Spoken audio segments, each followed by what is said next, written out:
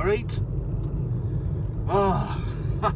Coincidentally, something's just happened there, which takes us back to the time I want to talk about now, which was a real fucking bizarre stage of my life, mentally. Somebody's just asked us to take them to Sedgefield for 30 quid. Fuck. Sedgefield for 30 quid, man. It's 30 quid to Peterlee. So Sedgefield, you're talking double that, man. Nah, I wasn't going to do that. But go back 25 years before I became a socialist, when I was going through this weird period of idealism, where I was an idealist. I might have done that, you know. I might have went, oh, get on then. I'll do it because, hey, karma and all that. If I do this good deed for you, then something good will happen to me, and the world will be a nicer place, you know. Karma and that. Idealism. I was an idealist at one time. And this period, I'm going back a little bit from the last video, because in the last video I was discovering socialist ideas. It's just before then. It was like after me drug period, after the 90s, or towards the end of the 90s at least, and the beginning of the 2000s, around the time when I was first learning to play the guitar, I think, before socialism. I didn't become really engrossed in politics until about 2001,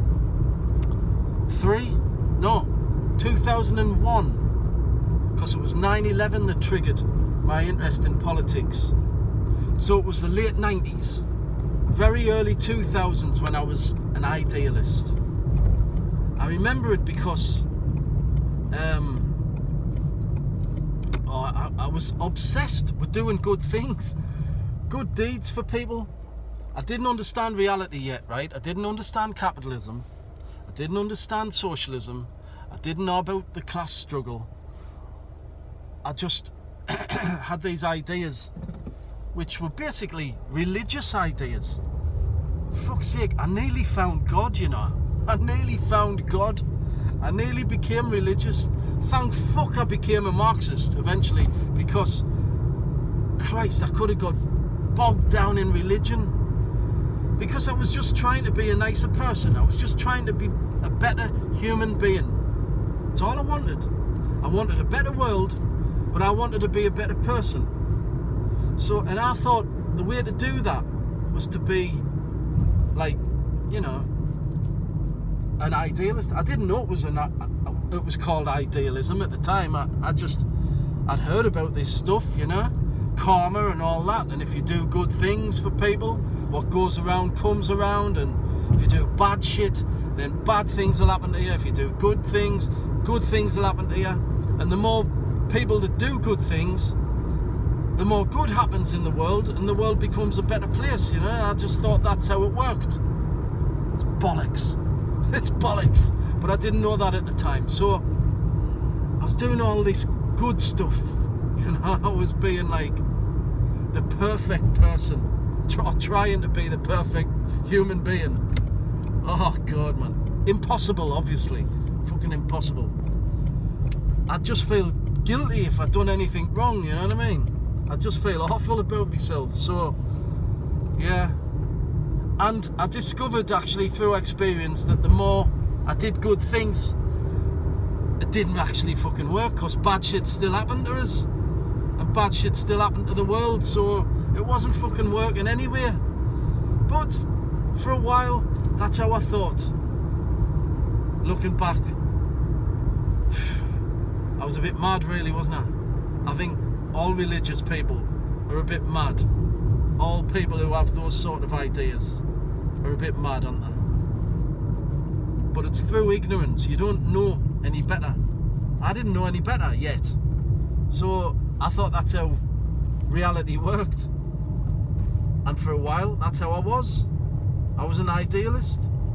I didn't quite go to the lengths of becoming, religious and following a religious doctrine or anything and believing in a God. I just believed in a higher power.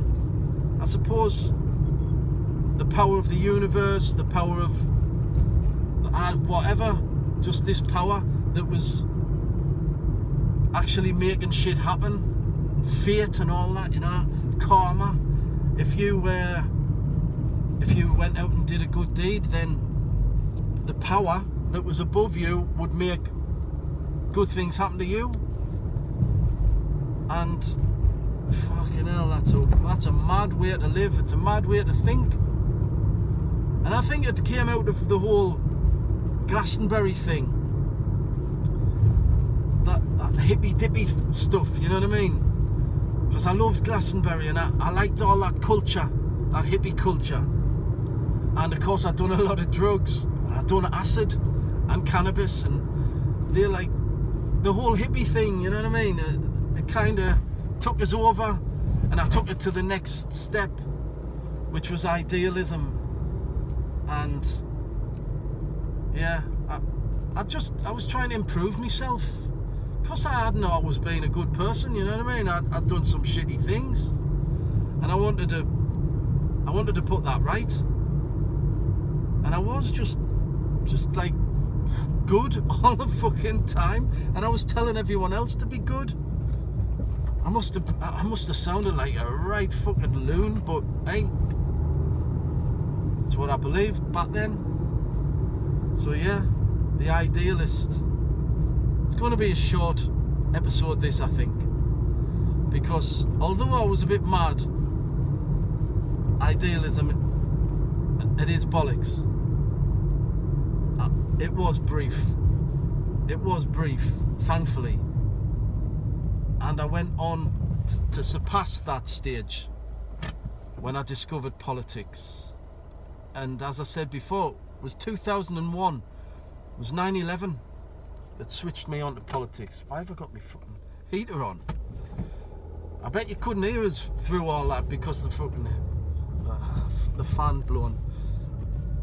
Anyway, I hope you heard it, because I can't be asked to record this again because I'm too tired. But yeah, 2001, 9/11 happened. I remember it clear as fucking day. I'm watching it on the telly. I'm thinking, what the fuck is going on here? What the fuck? It really knocked me sideways, 9/11. It triggered something in me that went, right, hey, reality's fucking smacking me in the face here. I need to know what's going on. And I got into conspiracy theories, didn't I? So idealism and conspiracy theories. Now, if you're a conspiracy theorist, you're filling gaps in your knowledge where knowledge should be. You're lacking knowledge and you're filling those gaps with bullshit, right? And bullshit can seem correct. It can, when you didn't know any better. It can. So I was swallowing all this conspiracy shite and believing it for a while. And I was even when I started going on anti-war marches, I was still believing the conspiracy shite at first. I mean, anti-war marches started about 2004. I mean, the big anti-war march in London was 2003, but I just missed that. I wasn't into it at that point, but I watched it on the telly, and that triggered something, motivated me to get involved more, you know. So I started reading more. I read from 9/11 onwards like a maniac. I mean, reading.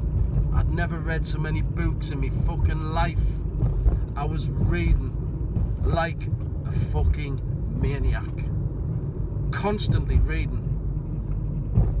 I remember a guy called Craig, sadly dead now, in the Buskers night, telling me, go and read Stupid White Men by Michael Moore. So I did. I read Stupid White Men. It was the first political book I read. And from there, I just went for it. I went for it. Political books galore.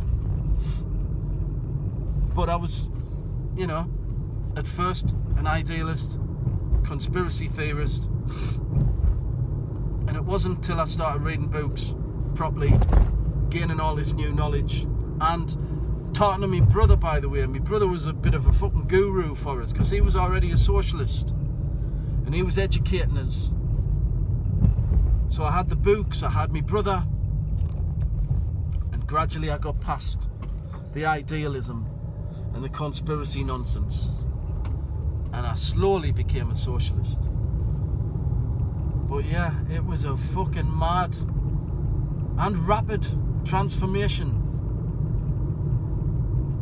My mental health was actually quite good, you know. I wasn't panicking anymore. All that whole panicky stuff that came after the drug use was a thing of the past. I could control it. It was like knowledge was helping us control it, you know. I was more confident. I was more on top of my own anxiety. And things were just better. And I could have got trapped there easily. I could have got trapped in idealism or conspiracy.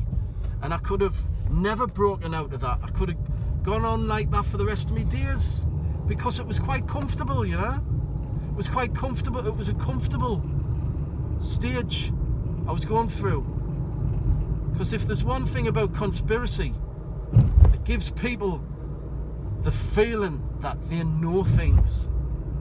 And it makes them feel a bit superior, you know what I mean? Makes them feel good about themselves. Hey, I know stuff that you don't. But it's useless. That's the problem. It's false knowledge and it's useless.